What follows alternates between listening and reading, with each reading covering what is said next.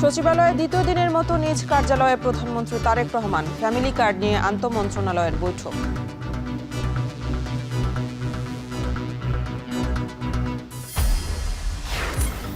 মানুষের আস্থা অর্জনে কার্যকর হতে পারে নবীন প্রবীণের মন্ত্রিসভা। আশা বিশ্লেষকদের সুশাসন প্রতিষ্ঠায় বড় চ্যালেঞ্জ।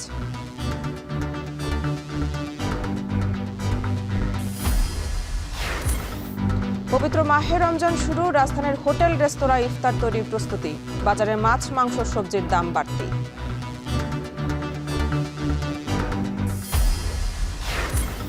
রমজানে গ্যাস সংকট আর লোডশেডিং বাড়ার শঙ্কা। সঠিক পরিকল্পনা ছাড়া ভোগান্তি এড়ানো কঠিন বলছেন বিশেষজ্ঞরা।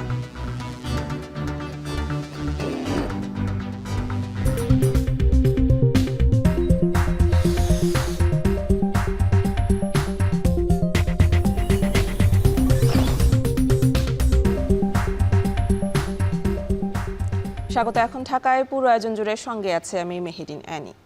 দ্বিতীয় দিনের মতো সচিবালয়ে অফিস করছেন প্রধানমন্ত্রী তারেক রহমান। সকাল 9:30 নিজ দপ্তরে পৌঁছান তিনি। শুরুতেই এনএসআই এবং ডিজিএফআই এর মহাপরিচালকদের সাথে আলাদা বৈঠক করেন। এরপর সকাল 10:30টায় 3 বাহিনী প্রধানের সাথে সৌজন্য সাক্ষাৎ করেন। জাতীয় প্রতিরক্ষা এবং কৌশলগত বিভিন্ন ইস্যুতে সেখানে আলোচনা হয়। এরপর বেলা 11:30 থেকে শুরু হয় ফ্যামিলি কার্ড চালুর বিষয়ে আন্তঃমন্ত্রণালয় সভা। দুপুরের পর 5 বছরে 25 কোটি বৃক্ষরোপণ এবং সারা দেশে নদী, খাল, জলাধার খনন কর্মসূচি নিয়ে বৈঠকে বসবেন প্রধানমন্ত্রী তারেক রহমান।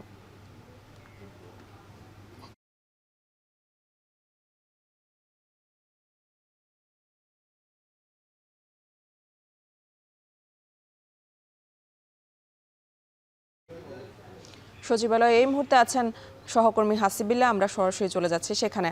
হাসিফ, আন্তঃমন্ত্রণালয় সভা কি শেষ হয়েছে কিনা জানাবেন, আর প্রধানমন্ত্রীর আজকের কর্মসূচির বিস্তারিত জানাবেন।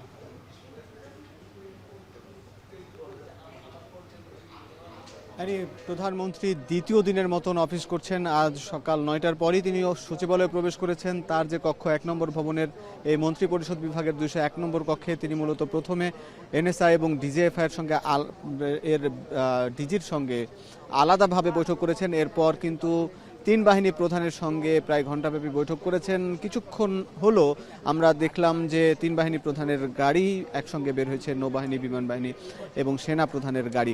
এছাড়া এর পরপরই আমরা দেখেছি যে আন্তঃমন্ত্রণালয়ের যে বৈঠক, মূলত ফ্যামিলি কার্ড নিয়ে যে বিএনপির ইশতেহারে উল্লেখ করা হয়েছিল এবং বিএনপি যে প্রতিশ্রুতি দিয়েছিল সেটি কিভাবে বাস্তবায়ন করা যায় সে ব্যাপারে কিন্তু এই যে বৈঠকটি শুরু হয়েছে।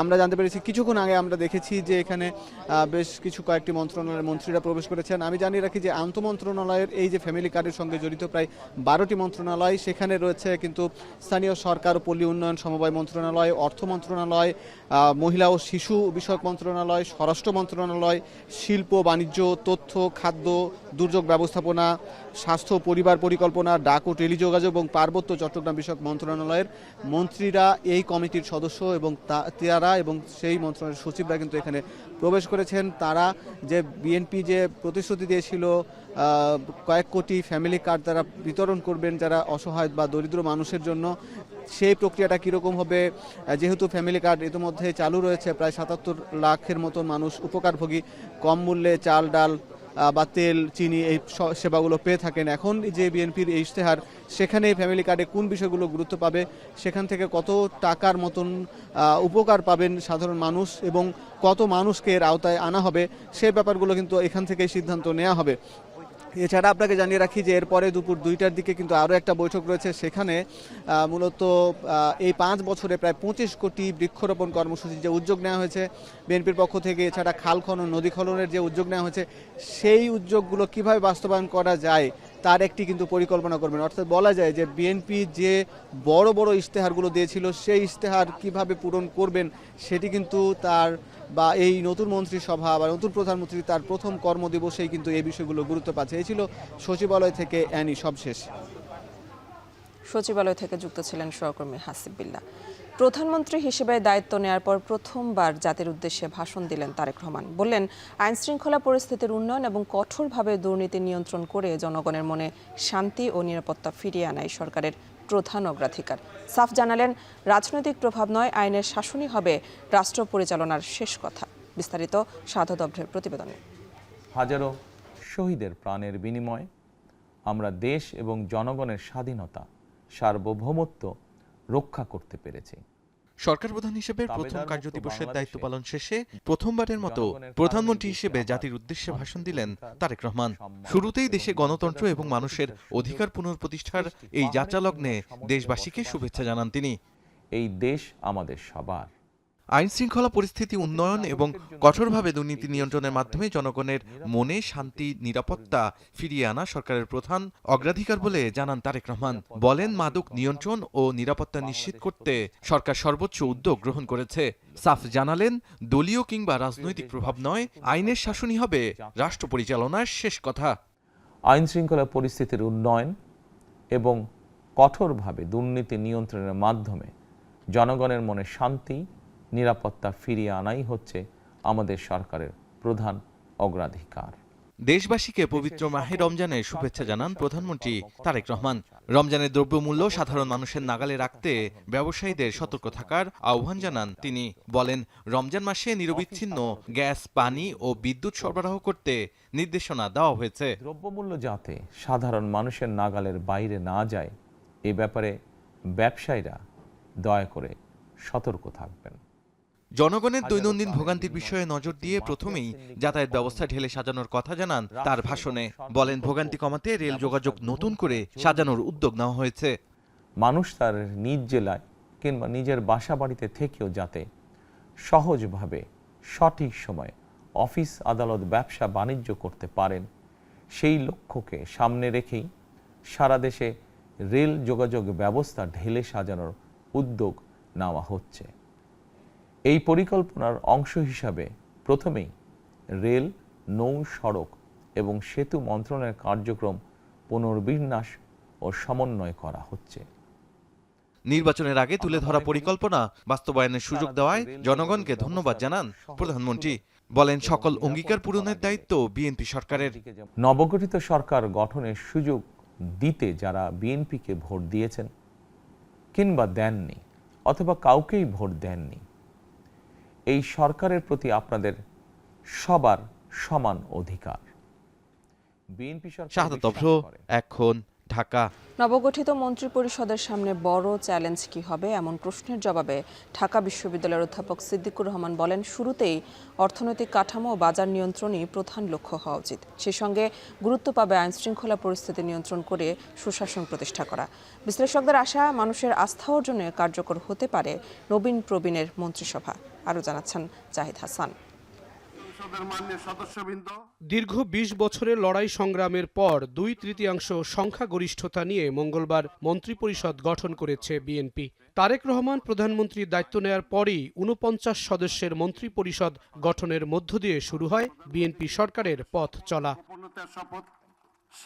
বিএনপির মহাসচিবের কাঁধে স্থানীয় সরকারের দায়িত্ব আর স্থায়ী কমিটির সদস্য সালাউদ্দিন আহমেদ সামলাবেন স্বরাষ্ট্র মন্ত্রণালয়। অর্থ পরিকল্পনার দায়িত্ব পেয়েছেন অভিজ্ঞ আমির খসরু মাহমুদ চৌধুরী। শিক্ষায় আছেন আলোচিত এহসানুল হক মিলন।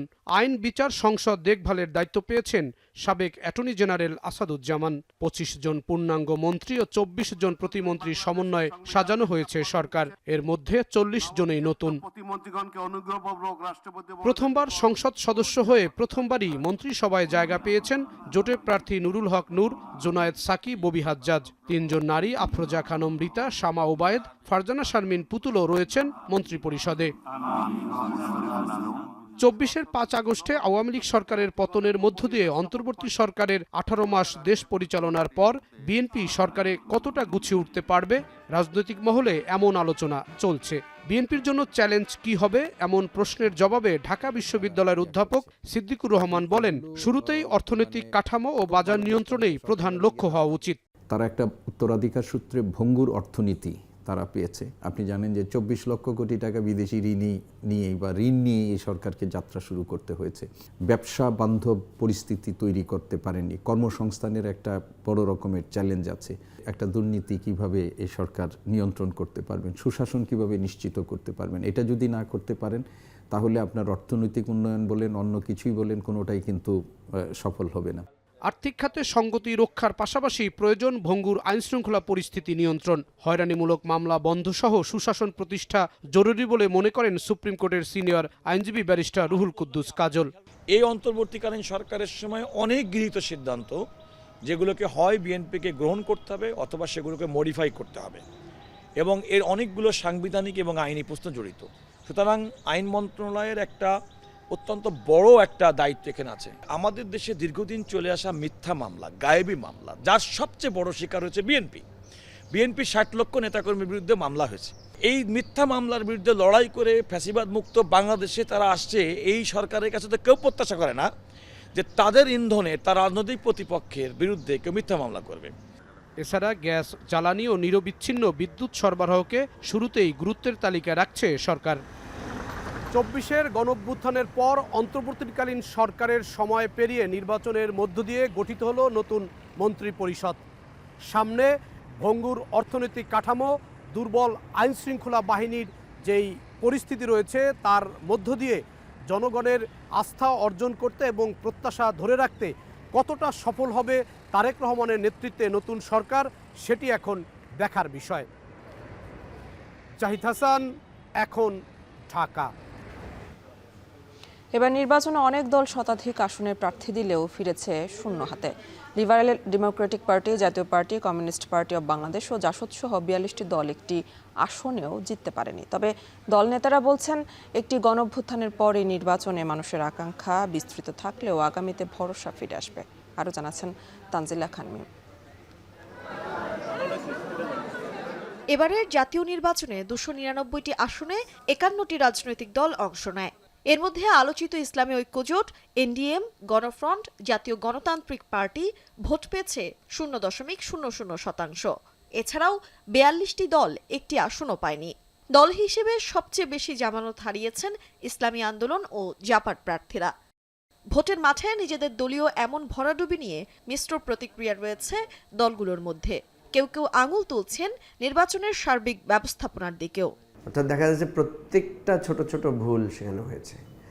অন্যান্য বারের চাইতে বেটার নির্বাচন হয়েছে, এতে কোনো সন্দেহ নাই, কিন্তু এই সন্দেহ সংশয়টা নির্বাচনটাকে কিছুটা হলেও প্রশ্নবিদ্ধ করেছে এবং কিছুটা কালিমালাপন করেছে। 12টি আসনে লড়াই করা নাগরিক ঐক্যের সভাপতি মাহমুদুর রহমান মান্না বলেন, গণমানুষের কাছে পৌঁছতে না পারার মতো কোনো ব্যর্থতা নয়, বরং দীর্ঘদিনের দুঃশাসন ভেঙে নির্বাচন হয়েছে বলে মানুষ কেবল বড় রাজনৈতিক দলগুলোকেই প্রাধান্য দিয়েছে। সামগ্রিকভাবে এই 15 বছরের দুঃশাসন অতিক্রম করবার পরে মানুষের যে আকাঙ্ক্ষা, সেই আকাঙ্ক্ষার সামনে দুটো রাজনৈতিক দল বা জোট, আমি যদি জোট বলি, জামাতের নেতৃত্বে এটাকে সেইভাবে সেটা আসছিল, তাদের ভিত্তিতেই ভোট হয়েছে। তবে নির্বাচনের জয় পরাজয় মেনে ঘুরে দাঁড়ানোর প্রস্তুতি, আগামী দিনে নতুন গণতান্ত্রিক ধারায় এগিয়ে যাওয়ার প্রত্যয়ও রয়েছে দলগুলোর। আগামী দিনগুলো কিভাবে আসে এবং সেই দিনগুলোর মূল্যায়ন কিভাবে করা যায়, সেই আলোকে কর্মসূচি তৈরি করা এবং কাজ করতে পারা, তার উপরে নির্ভর করবে আমাদের সুবিধা বা অসুবিধা। বাংলাদেশের গণতন্ত্রকে যদি সুদৃঢ় রূপ দিতে হয়, আপনার অপ্রয়োজনীয় বিভেদ, বিতর্ক বা বিরোধিতা না, একদম টু দ্য পয়েন্ট বিরোধিতা করতে হবে। সেজন্যই আমরা কিন্তু এই শ্যাডো ক্যাবিনেট সিস্টেমটা, শ্যাডো ক্যাবিনেট না বলে আমরা বলছি কমিটি সিস্টেমটা আমরা অ্যাপ্লাই করব। একই সাথে নতুন সরকারকে স্বাগত জানিয়ে দলগুলো বলছে, সবাই রাজনীতির ময়দানে কাজ করবেন জনগণের কল্যাণে, একটা গঠনমূলক বিরোধী দলের ভূমিকা পালন করবে। তানজিলা খান মিম, এখন ঢাকা। সহিংসতার আশঙ্কা থাকলেও দেশে নির্বাচন হয়েছে শান্তিপূর্ণ পরিবেশে। বিজয়ী ও পরাজিত নেতাদের সাক্ষাতে সৌহার্দ্যের বার্তা মিললেও সংস্কার কমিশনের শপথ ঘিরে তৈরি হয়েছে নতুন শঙ্কা। সকালে জাতীয় প্রেস ক্লাবে সুশাসনের জন্য নাগরিক সুজন আয়োজিত সংবাদ সম্মেলনে উঠে এলো এমনই পর্যবেক্ষণ। অভ্যাসগত ঋণ খেলাপিদের কোনোভাবেই তাদেরকে নির্বাচন অংশগ্রহণ করতে দেওয়া হবে না। নির্বাচন কমিশন যদি এটা গ্রহণ করত, তাহলে কিন্তু ঋণ খেলাপি মানে কি, যারা অভ্যাসগত ঋণ খেলাপি তারা হলো মানুষের পকেট কেটেছে, তাদেরকে আমাদের আইন ভঙ্গকারীদের কিংবা যারা মানুষের পকেট কেটেছে তাদেরকে আমাদের যে আইন প্রণেতা হিসাবে নির্বাচিত হওয়ার সুযোগ থেকে বঞ্চিত করা যেত। আমরা জানতে চাই কি বিবেচনার সুযোগ দিয়েছে। পবিত্র রমজান উপলক্ষে কম দামে সাধারণ মানুষের মাঝে পণ্য বিক্রি করছে টিসিবি। এতে টিসিবির পণ্যবাহী ট্রাকে ভিড় জমাচ্ছেন ক্রেতারা। এ নিয়ে জানাতে কাকরাইল থেকে যুক্ত আছেন সহকর্মী জাওয়াদ মাহমুদ। জাওয়াদ, অনেক সময় লাইনে দাঁড়ানোর পর কেউ কেউ পণ্য কিনতে পারেন না, এমন অভিযোগ আসে প্রায়ই। তো এবার কি দেখছেন আপনি, জানাবেন। ধন্যবাদ। আপনি প্রথম প্রশ্নটি দিয়ে শুরু করে আপনি যেটি বলছিলেন যে ক্রেতারা সাধারণত এই অভিযোগটি আসে যারা এই দীর্ঘ সারি, আপনি দেখতে পাচ্ছেন যে এখানে দীর্ঘ সারি টিসিবি ট্রাক সেল যেটিকে বলা হয় সেখানে ক্রয় করার জন্য এখানে স্বল্পমূল্যে খাদ্যপণ্য দিচ্ছে। কিন্তু এই অভিযোগটা আমরা এখানে এসে শুনছিলাম, কারণ এখানে তারা বলছিল যারা এই স্বল্প মূল্যে পণ্য কেনার জন্য এই লাইনে দাঁড়িয়েছেন তারা বলছিলেন যে এখানে যদি টোকেন সিস্টেমের ব্যবস্থা করা যায় তাহলে যারা এই লাইনে দাঁড়িয়েছেন তারা আসলে এই পণ্যটি পাবেন। এবং তারা অভিযোগ করছিলেন যে একই ব্যক্তি একাধিকবার নিচ্ছেন এই পণ্যগুলো, সেই অভিযোগ তারা করছেন। এই জন্যই মূলত তারা টোকেন ব্যবস্থার কথা বলছিলেন। এবং যারা আসলে দায়িত্বে রয়েছেন ট্রাকে তাদের সাথে এই বিষয়টি আলাপ করছি, তারা বলছেন যে সামগ্রিকভাবে যেহেতু এখানে একটি সীমাবদ্ধতা রয়েছে, 400 জনকে তারা এটি দিতে পারে। এখানে মূলত 5টি পণ্য বিক্রি করা হচ্ছে, বিশেষ করে 5টি পণ্যের একটি প্যাকেজ হিসেবে এখানে বিক্রি করছে 600 টাকা করে। চিনি, মসুর ডাল, ভোজ্য তেল, ছোলা এবং খেজুর, এই 5টি পণ্য মূলত এখানে একটি প্যাকেজ আকারে দিচ্ছে এবং 40 জনকে দিতে পারবে। সেই জায়গা থেকে তারা বলছেন যে আসলে এই সংখ্যাটি যারা ক্রেতা তাদের চাপ অনেক বেশি হয়, যেহেতু আমরা যদি সাধারণত এই ট্রাক সেল থেকে যারা একটু স্বল্প আয়ের মানুষ তাদেরকে এই ট্রাক সেলগুলোতে বেশি ভিড় জমাতে দেখা যায়। সেই জায়গা থেকে তারা কার্যক্রম এখন শুরু করবেন কিছুক্ষণের মধ্যে। এবং এই সীমাবদ্ধতার কারণেই মূলত তারা বলছেন এক ধরনের বিশৃঙ্খলা হয়। এবং আমরা এসে সত্যিকার অর্থে তার একটি বাস্তব চিত্র দেখেছি। এখানে যারা লাইনে দাঁড়িয়েছেন তাদের মধ্যে বাকবিতণ্ডা। সামগ্রিকভাবে তারা বলছেন যে প্রতিদিনেই তারা এই যে পণ্য সেটি বিক্রি করবেন। এবং আজকে যেহেতু 12টা বেজে গেছে এবং কেউ কেউ এখানে 10টা থেকে 11টা থেকে এখানে এসে লাইনে দাঁড়িয়েছেন। এবং যারা এই টিসিবির পণ্য ক্রয় করছেন তারা বলছেন যে এটি প্রতিদিনেই তারা রমজানে তাদের নিয়মিত কার্যক্রম হিসেবে চলবে। এবং এখানে যদি বলি যে চিনি 1 কেজি চিনি দেওয়া হচ্ছে, মসুর ডাল 2 কেজি, ভোজ্য তেল দেওয়া হচ্ছে 2 কেজি, ছোলা 1 কেজি তারা দিচ্ছেন। এবং পাশাপাশি খেজুর যেটি বলছিলাম যে 5টি পণ্য, খেজুর হাফ কেজি অর্থাৎ আধা কেজি করে এখানে তারা দিচ্ছেন। সামগ্রিক বলছেন যখন এই 400টি পরিবারকে বা তার 400 জন ব্যক্তি হিসাবে তারা গণনা করছেন 400 জনকে দেওয়া হবে, তখন তাদের আজকের মতো যে কার্যক্রম সেটি বন্ধ করে দেওয়া হবে এবং আগামীকালকে তারা আবার একই সময় এই জায়গায় নিয়মিত যে কার্যক্রম তারা সেটি পরিচালনা করবেন। এই টিসিবির পণ্য বিক্রয় নিয়ে খুলনা থেকে আরও জানাবেন আমাদের সহকর্মী তরিকুল ইসলাম। খুলনা থেকে তরিকুল ইসলাম যুক্ত হচ্ছেন। তরিকুল ইসলাম, আপনি জানাবেন যে আপনার ওখানে শুনছিলেন যে ঢাকায় দীর্ঘ সারি যারা এই টিসিবি থেকে পণ্য কিনছেন, আপনার খুলনার আসলে কি অবস্থা, সেখানে এই ট্রাক সেলের কি দেখছেন, সাধারণ ক্রেতারা কি বলছে? কয়েকদিন ধরে এই কার্যক্রম চলছে ফ্যামিলি কার্ডের মাধ্যমে এবং ট্রাক সেলের মাধ্যমে এই পণ্যগুলো পৌঁছে দেওয়া হচ্ছে নগরীর যারা নিম্নবিত্ত এবং মধ্যবিত্ত পরিবার তাদের হাতে। আপনারা দেখতে পাচ্ছেন যে খুলনা রূপসার মোড় এলাকায় একটি ট্রাক যোগে এখানে বিক্রি করা হচ্ছে টিসিবির যে 5টি পণ্য রয়েছে সেই পণ্য। রমজানকে সামনে রেখে মূলত এই কার্যক্রম আরও বেশি জোরদার করা হয়েছে। সারা বছর ফ্যামিলি কার্ডের মাধ্যমে যে পণ্যগুলো দেওয়া হয় তার বাইরে রমজানকে সামনে রেখে এখানে ছোলা এবং এখানে খেজুর দেওয়া হচ্ছে, সাথে তেল এবং ডাল রয়েছে। এছাড়া এই পণ্যগুলো নেওয়ার জন্য আমরা দেখছেন যে এখানে লম্বা লাইন আমরা দেখতে পাচ্ছি, নারী এবং পুরুষের লাইন। তারা কিন্তু এখানে আসছেন এবং 590 টাকা দিয়ে তারা এই 5টি পণ্য যে প্যাকেজ রয়েছে সেই প্যাকেজটি ক্রয় করছেন। তো এখানে আমরা একটি উল্লেখযোগ্য বিষয় যে এটি সারা বছর চললেও রমজানকে সামনে রেখে 15টি স্থানে আমাদের খুলনা শহরে এখানে এই পণ্যগুলো বিক্রি করা হচ্ছে। এবং খুলনার যে নিম্নবিত্ত এবং মধ্যবিত্ত যারা আয়ের মানুষ রয়েছেন তারা কিন্তু এখানে ভিড় করছেন তাদের যে খরচ বাঁচাতে বা বাজারে যে নিত্যপণ্যের যে উদ্যোগতি সেটার থেকে তারা মূলত নিজেদের সাশ্রয় করার জন্য এই পণ্য কিনতে তারা আগ্রহী রয়েছে এবং যে কারণে আমরা এই ভিড় দেখতে পাচ্ছি। নগরীর যে বিভিন্ন জায়গায় বিক্রি হচ্ছে এই পণ্যগুলো আমরা দেখেছি সব জায়গায় উপচে পড়া ভিড়। 400টি পরিবারকে মাঝে এই পণ্য দেওয়ার যে কার্যক্রম সেটি চলছে। সেই হিসাবে আমরা টিসিবি আমাদেরকে জানিয়েছেন যে প্রায় প্রতিদিন 6,000 পরিবার অর্থাৎ 20 দিনে 1,20,000 পরিবার এর সুবিধাভোগী হবে প্রায় 5 লক্ষ মানুষ যারা এই পণ্য এখান থেকে নিচ্ছেন। তো এই পণ্যের গুণগত মান ভালো বলে যারা কিনছেন তারা আমাদেরকে জানিয়েছেন এবং যারা বিক্রি করছেন তারা বলছেন যে অন্যান্য বারের তুলনায় এবারে টিসিবির যে পণ্য বিক্রি হচ্ছে রমজানের যে ভোগ্যপণ্য সেটির মান অনেক ভালো বলে তারা দাবি করছেন। সব মিলিয়ে আমরা যেটি দেখছি যে এটি বাজার নিয়ন্ত্রণে যে ভূমিকা রাখার কথা টিসিবির পণ্য বিক্রির সুলভ মূল্যে বিক্রির মাধ্যমে সেটি সুফলটা জনসাধারণ ভোগ করছে। সব মিলিয়ে এই ছিল অ্যানি আমার কাছে খুলনা থেকে টিসিবি পণ্য বিক্রির সর্বশেষ খবর। টিসিবি পণ্যের বিক্রির খবর জানাচ্ছিলেন সহকর্মীরা। ফাগুন হাওয়ায় যেন ইফতারের সুবাস, সেই সুবাস জানান দিচ্ছে দেশীয় 400 বছরের ঐতিহ্য বড় বাপের পোলায় খায় সুতি কাবাব সহ নানা মুখরোচক ইফতারের। হরেক রকম ইফতারের জন্য নামকরা চকবাজার সহ রাজধানীর হোটেল রেস্তোরাঁয় চলছে দারুণ প্রস্তুতি। এ নিয়ে বিস্তারিত দেখুন রাজু আহমেদের প্রতিবেদনে।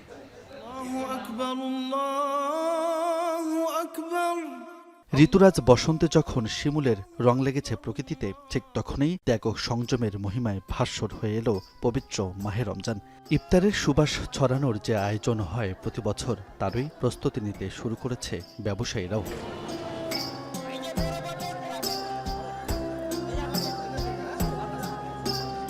মোহাম্মদ সিরাজ 5 দশক ধরে বংশ পরম্পরায় বিক্রি করেন নানান পদের ঝালমুড়ি। তবে রোজা এলেই বাহারি ইফতারির পসরা নিয়ে বসেন চকবাজারে। এর মধ্যেই জায়গা নির্ধারণ করেছেন চকের আঙ্গিনাতে।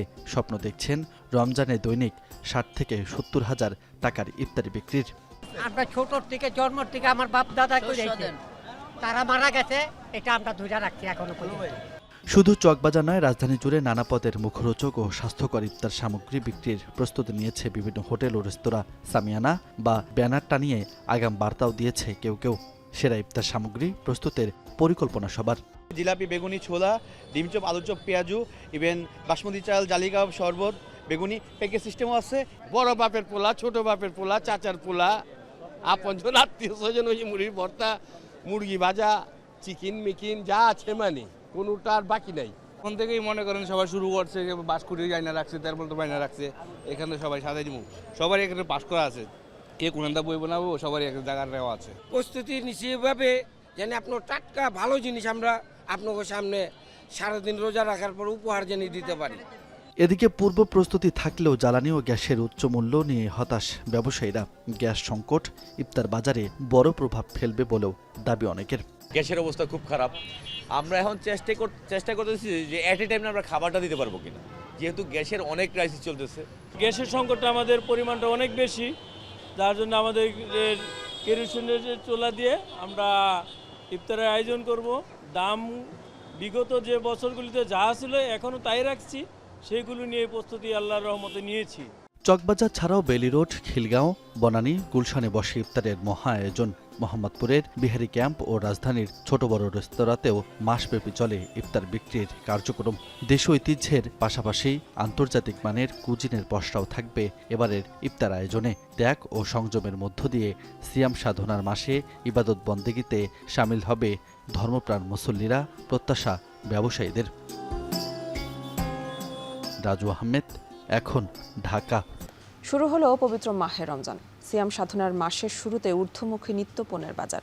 মাছ, মাংস, সবজি সবকিছুর দামই বাড়তি। চট্টগ্রামে নিত্যপণ্যের বাজার নিয়ন্ত্রণে মাঠে নেমেছে জেলা প্রশাসনের ভ্রাম্যমাণ আদালত। এ নিয়ে আরও জানাতে ঢাকার কারওয়ান বাজার থেকে যুক্ত আছেন শারিয়া জামান পুলক ও চট্টগ্রামের খাতুনগঞ্জ থেকে যুক্ত আছেন কাজী মাহফুজ। শুরুতেই চলে যাব কারওয়ান বাজার পুলকের কাছে। পুলক, এবারও রোজায় নিত্যপণ্যের দামে লাগাম টানা গেল না কেন জানাবেন, আর কি বলছেন ক্রেতা বিক্রেতা এ বিষয়ে? পবিত্র রমজান মাসের শুরু আজ, এবং আজকে রমজান মাসের শুরুতেই কিন্তু আমরা সকাল থেকে দেখেছি বিভিন্ন কাঁচা বাজার ঘুরে দেখেছি।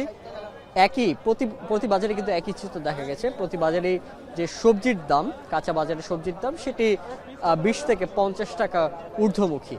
এখানে যদি আরেকটু ভালোভাবে জানিয়ে রাখি যে লেবুর দামটি গত কয়েকদিন ধরেই আলোচনায় ছিল। এই লেবুর দামও কিন্তু আজকে একই পরিস্থিতিতে দেখা যাচ্ছে যে লেবুর যে দামটি এখন বিক্রি হচ্ছে, সেই লেবুর দামে এক হালি ডিম, 1 ডজন ডিম কিন্তু কিনতে পারছেন যারা ক্রেতারা রয়েছে। অর্থাৎ 110 থেকে 120 টাকায় লেবু হালি বিক্রি হচ্ছে।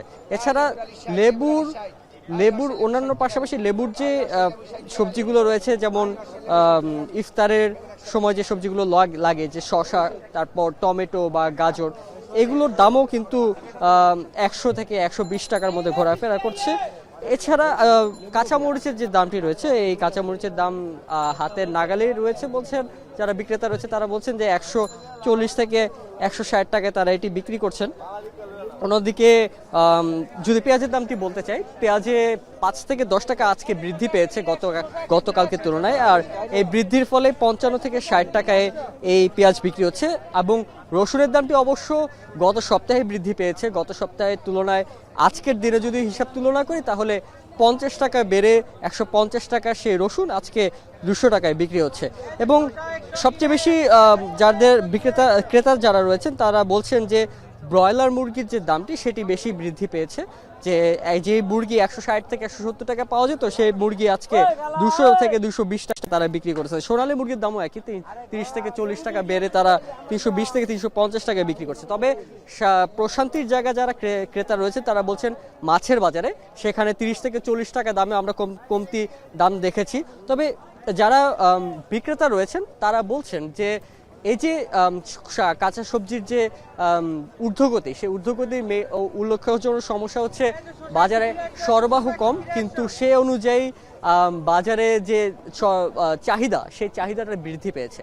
এর ফলে আসলে মূলত কাঁচা বাজারে যে ঊর্ধ্বমুখী সেটি আসলে বৃদ্ধি পেয়েছে। তো এই ছিল আমার কাছে কারণ বাজার থেকে রমজানের উপলক্ষে যে কাঁচা বাজারের অবস্থা, দাম বৃদ্ধির, সেটি সর্বশেষ।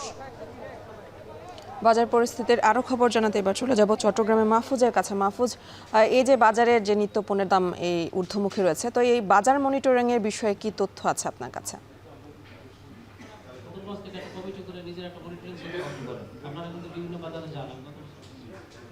রোজার শুরুতে চট্টগ্রামের নিত্য ভোগ্য পণ্যের বাজার তদারকিতে মাঠে নেমেছে জেলা প্রশাসন। আমরা দেখেছি সকাল 11:30টায় জেলা প্রশাসক নিজেই চট্টগ্রামের ভোগ্য পণ্যের বৃহত্তম পাইকারি বাজার খাতুনগঞ্জে মনিটরিং কার্যক্রম শুরু করে তিনি একে একে আমরা দেখেছি পেঁয়াজের, রসুন, আদার দোকানগুলো যেমন তদারকি করেছে, পাশাপাশি ছোলা সহ ডাল জাতীয় যে সকল পণ্যগুলো আছে সেই জায়গাতে তিনি তদারকি কার্যক্রম শুরু করে। আমরা দেখেছি তিনি তেল, চিনি সহ অন্যান্য ভোগ্য পণ্যের বাজার তদারকি করেন।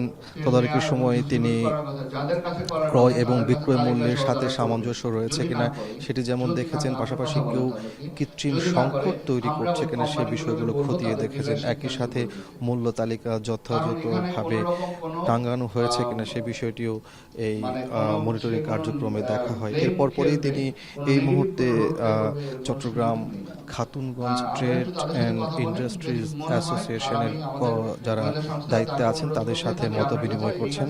সেখানে ব্যবসায়ীদের বিভিন্ন দাবিগুলো যেমন তিনি শুনছেন, একই সাথে ব্যবসায়ীদেরকে বিভিন্ন অনিয়মের বিষয়ে তিনি সতর্ক করেছেন। বিশেষ করে এখানে ব্যবসায়ীরা তাদের উল্লেখযোগ্য কিছু সমস্যার মধ্যে ওজন স্কেলের যে সমস্যাটি দীর্ঘদিন ধরে চট্টগ্রামের ব্যবসায়ীদের সাথে ব্যবসায়ীরা অভিযোগ করে আসছিলেন, সেই বিষয়টি যেমন তারা জেলা প্রশাসককে তুলে ধরেছেন। পাশাপাশি আমরা দেখেছি এই খাতুনগঞ্জের বাজারের যানজট নিরসন, নিরাপত্তা নিশ্চিত করার বিষয়টাও কিন্তু ব্যবসায়ীরা জেলা প্রশাসকের কাছে তুলে ধরেছেন। একই সাথে আমরা দেখি জেলা প্রশাসক ব্যবসায়ীদের পরামর্শ দিয়েছেন যে এই যানজট এবং নিরাপত্তা নিশ্চিতে আনসার সদস্যদের নিয়োগ দেওয়ার জন্য, এবং আনসার সদস্য নিয়োগের ব্যাপারে ব্যবসায়ীরা ইতিবাচক সাড়া দিয়েছেন। আমরা সেই দৃশ্যটি দেখেছি। তো সবকিছু মিলিয়ে বলা যায় যে চট্টগ্রামের খাতুনগঞ্জের এই বাজার মনিটরিং কার্যক্রম জোরদারের পাশাপাশি যাতে কোনো অসাধু ব্যবসায়ী এই রমজানকে কেন্দ্র করে কোনো ধরনের কৃত্রিম সংকট তৈরি করতে না পারে এবং মূল্য বাড়াতে না পারে, সেই বিষয়টি কিন্তু ব্যবসায়ীদের পরামর্শ দিয়েছেন জেলা প্রশাসক। বাজার পরিস্থিতি ও মনিটরিং এর খবর জানাচ্ছিলেন সহকর্মীরা। শান্তি বাড়ার আশঙ্কা করছেন নগরবাসী। রাজধানীর অধিকাংশ এলাকায় রয়েছে তীব্র গ্যাস সংকট। আবহাওয়া পরিবর্তনের সঙ্গে বাড়তে পারে লোডশেডিং, এমন শঙ্কায় গ্রাহকরা। পাশাপাশি বিভিন্ন অঞ্চলে দেখা দিয়েছে পানির ঘাটতিও। এই অবস্থায় চলতে থাকলে রমজানের সেহরি ও ইফতারে বিড়ম্বনায় বাড়বে বলে মনে করছেন নগরবাসী। মাহবুব হাসান রিপনের প্রতিবেদনে বিস্তারিত। রাজধানীর যাত্রাবাড়ি এলাকায় এই বাসায় দিনের বেশিরভাগ সময় থাকে না গ্যাস, তাই বাধ্য হয়ে ইলেকট্রিক চুলায় রান্না করছেন গৃহিণী। তবে অনেক সময় লোডশেডিং হলে সেই সুযোগটুকুও থাকে না। রমজানের সময়টাতে ভোগান্তির আশঙ্কায় চিন্তিত এই গৃহিণী। ইফতারের সময় অনেক কিছু আয়োজন করা লাগে, তো ওই জিনিসগুলো কিভাবে করব। গেছেবারও তো আপনার হচ্ছে গ্যাসের অনেক সমস্যা ছিল, এইবারও তো সমাধান আর পাইলাম না। গ্যাস সংকটের এমন চিত্র চোখে পড়বে প্রায় পুরো ঢাকা শহরেই। মিরপুর, শেওড়াপাড়া, কাফরুল, মোহাম্মদপুর, ধানমন্ডি, হাজারীবাগ এলাকায় রয়েছে গ্যাসের তীব্র সংকট। পাশাপাশি বনশ্রী, রামপুরা, উত্তরা, শনির আকড়া এই এলাকাতেও দিনের বেশিরভাগ সময় থাকে না গ্যাস। এদিকে ফাল্গুন ও চৈত্রের মাঝামাঝি সময়ে রোজা পড়ায় লোডশেডিংয়ের আশঙ্কাও করছেন গ্রাহকরা। ফজরক তো দেখি গ্যাস আছে, সকালই জায়গা 6টা 7টার দিক দিয়ে জায়গা, সন্ধ্যার পরে একটু আহে, আবার জায়গা সন্ধ্যার পরে আবার রাতের 12টা বাজে। কারেন্ট চলে গেলে সারা রাতও কারেন্ট আসে না। গত বছরও খুব ভালো করে আমরা বিদ্যুৎ পাইনি, ঘরে মুরব্বীদেরও রাতে শোয়ার খুব কষ্ট, বাচ্চা কাচ্চাদের পড়াশোনারও খুব কষ্ট। বর্তমানে তিতাস গ্যাসের এলাকায় দৈনিক চাহিদা 200 কোটি ঘনফুটের বেশি হলেও সরবরাহ হচ্ছে 160 থেকে 180 কোটি ঘনফুট। তিতাস বলছে রমজানে সরবরাহ সহনীয় রাখতে যমুনা সার কারখানা বন্ধ সহ নেওয়া হচ্ছে বেশ কিছু উদ্যোগ। বিদ্যুৎ প্রতিষ্ঠানগুলোর প্রত্যাশা আগাম প্রস্তুতির কারণে ঢাকায় খুব বেশি লোডশেডিং হবে না। বিদ্যুৎ কনজামশনটা টেম্পারেচারের উপর অনেক নির্ভর করে, তাই আমরা চাচ্ছি যে টেম্পারেচারটা সহনীয় পর্যায়ে থাকবে আর কি। তো এটাতে হয়তো 15-20 রোজাই হয়ে যাবে, বাদ বাকি যেটা আছে সেটা হয়তো সামান্য কিছু পড়বে। বাট গতবার যে আমরা এক্সপিরিয়েন্স হয়েছে বললাম যে 1520 মেগাওয়াট, এটা ক্রস করবে না বলে আমরা আশা করতেছি। যমুনা সার কারখানাকে বন্ধ করে রাখা হবে রমজান মাসে। সেটা যদি বন্ধ করে রাখা হয়, রমজানের প্রথমার্ধে ফেব্রুয়ারি মাসে আমরা 1500 বা আদার্সে আমরা 1150 যদি দিতে পারি, তাহলে ঢাকা আমরা মোটামুটি সাস্টেনেবল একটা প্রেশার রাখতে পারবো ঢাকা আবাসিকের ক্ষেত্রে। সেক্ষেত্রে শিল্পে কিছুটা লো প্রেশার হতে পারে। বিশেষজ্ঞরা বলছেন সরবরাহ ব্যবস্থাপনায় আগাম সমন্বয়, বিকল্প জ্বালানির ব্যবহার বাড়ানো এবং চাহিদা ব্যবস্থাপনায় কার্যকর পরিকল্পনা না থাকলে ভোগান্তি এড়ানো কঠিন হবে। সেই সাথে দীর্ঘমেয়াদী জ্বালানি অবকাঠামো উন্নয়ন ও সরবরাহ সক্ষমতা বাড়ানোর দিকেও গুরুত্ব দিতে হবে। 18,000 মেগাওয়াট বিদ্যুৎ উৎপাদন ক্ষমতা ইউটিলাইজ করা লাগবে, তার জন্য 1.5 গুণ জ্বালানি বেশি লাগবে, অর্থাৎ 50% জ্বালানি আরও বেশি লাগবে। তাহলে সেই ব্যয় থেকে আসবে, তার জন্য আরও ঘাটতি বাড়বে এবং সরকারের সেই জ্বালানি আমদানি করার মতো ডলার নেই। বাপেক্স, সিলেট গ্যাস ফিল্ড, আপনার বাংলাদেশ গ্যাস ফিল্ড, এগুলোকে সব একীভূত করে একটা কোম্পানি করেন এবং সেই কোম্পানির উপরে দায়িত্ব ছেড়ে দেন যে তুমি মরো, না হলে গ্যাস উত্তোলন। রমজানে নিত্য প্রয়োজনীয় সেবা নির্বিঘ্ন থাকবে এমন প্রত্যাশা নগরবাসীর। তবে বাস্তবে পরিস্থিতি কতটা নিয়ন্ত্রণে রাখা যায় সেটি এখন দেখার বিষয়। মাহবুব হাসান রিপন, এখন ঢাকা। সচিবালয়ে কথা বলছেন শিক্ষামন্ত্রী আনম এহসানুল হক মিলন। আমরা সরাসরি চলে যাচ্ছি সেখানে। পেয়ে যাবে এবং সেভাবে তারা কাজ করবে। ধন্যবাদ। আমরা অনেকেই দেখেছি, আমরা সংবাদ খবর কাভার করতে যে আমরা দেখেছি আপনার সেই নকল বিরোধী অভিযান। আপনি নকল বিরোধী অভিযানের পরে শিক্ষার্থীরা কিন্তু বই পড়ার দিকে আগ্রহী হয়েছিল, নকল করে পাশ করা যায় না, এটা তাদের মধ্যে পরিবর্তন এসেছিল। পরবর্তী সময় আবার গত 15 বছর এসে আবার পরিবর্তন দেখেছে, নকল করে পাশ করা যায় না। আপনি কি আবার এই নকল বিরোধী অভিযানে অংশগ্রহণ নেবেন কিনা? আশা করছি অভিযানের প্রয়োজন হবে না। হাবিব রহমান, আমি চ্যানেল 1-এ কাজ করি। আমি তো বলতে চাচ্ছি যে আপনি যে লম্বা প্ল্যান নিয়েছেন খুবই ভালো। প্রশ্ন হলো এই প্ল্যানটা বিশেষ করে উপকূলীয় অঞ্চল, চরাঞ্চল এবং বাংলাদেশের প্রত্যন্ত যে গ্রামগুলো রয়েছে সেই জায়গাতে কিভাবে পৌঁছাবেন সেরকম একটা প্ল্যান আপনাদের কি প্ল্যান সেটা। কারণ আমরা যতটুকু জানি যে যদি হাওড় অঞ্চলে বন্যা হয় সেখানে অন্তত পক্ষে পরীক্ষার আগে বন্যা হয়, সেখানে ক্লাস 5 বা ক্লাস 10 যারা পরীক্ষা দেওয়ার সময় থেকে প্রত্যেক মানুষ স্টুডেন্ট তারা যেতে পারে না স্কুলগুলোতে। ঠিক হাওড় চরাঞ্চলে এরকম যে বন্যা হয়, উপকূলেও একই রকম। সেখানে আপনাদের প্ল্যান কি, সেটা কোনো প্ল্যান রেখেছেন কিনা যে তারা এই সুবিধা কিভাবে পাবে? 2 নম্বর প্রশ্ন হলো যে শিক্ষা খাতে দুর্নীতির একটা বড় বিষয় রয়েছে, সেই জায়গায় আপনার মন্ত্রণালয় কি ধরনের পদক্ষেপ নিয়েছে? Thank you. আপনার শেষের প্রশ্নটি আগে অ্যাড্রেস করি। আমি এবং আমার মাননীয় প্রতিমন্ত্রী আমরা দুজনে মিলেই এখানে আমি তাদেরকে বলেছি যে 2001 থেকে 2006 পর্যন্ত আমি দায়িত্বে ছিলাম। এ যাবৎ এখন পর্যন্ত আমার বিরুদ্ধে কোনো দুর্নীতির অভিযোগ আনতে পারেনি। সেই সময়ে প্রথম আলোর শামীম বিনতে রহমান আমার বিরুদ্ধে একটি অভিযোগ এনেছিল। আমি তাৎক্ষণিকভাবে সকালে পত্রিকা পড়ে প্রেস ক্লাবে প্রেস কনফারেন্স করে ওই শামীমা বিনতে রহমানের সামনেই বলেছিলাম, আপনাকে প্রমাণ করতে হবে না, শুধু উত্থাপন করুন আমার সামনে, তাহলে আমি পদত্যাগ করে ফেলবো। সেই সাহসটি তার। ইসরায়েলি হামলা নিহতের সংখ্যা ৭৫,০০০ ছাড়িয়েছে বলে জানিয়েছে ফিলিস্তিনি স্বাস্থ্য মন্ত্রণালয়। তবে বেসরকারি তথ্য অনুযায়ী প্রকৃত মৃতের সংখ্যা সরকারি হিসাবের চেয়ে অনেক বেশি। নতুন গবেষণায় দেখা গেছে ২০২৫ সালের ৫ জানুয়ারি পর্যন্ত সেখানে ৭৫,২০০ মানুষ সহিংসতায় মারা গেছেন। এই ছিল এখন ঢাকায়, সঙ্গে থাকার জন্য ধন্যবাদ।